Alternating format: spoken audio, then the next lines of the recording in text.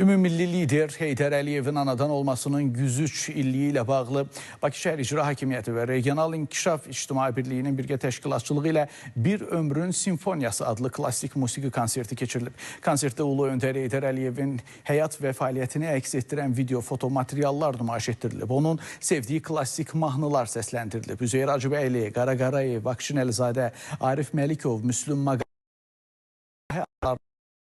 unudulmaz bəstələri ilə yanaşı dünya şöhrətli Johannes Brahms və Astor Piazzolla'nın da əsərləri ifa edilib. Ulu Öndərin sevimli xalq mahnısı olan Küçələrə su səpmişəm mahnısı da səsləndirilib. Konsertdə Müslüm Maqamayevin Azərbaycan mahnısının sədaları altında möhtəşəm atəşfəşanlıqla yekun vurulub.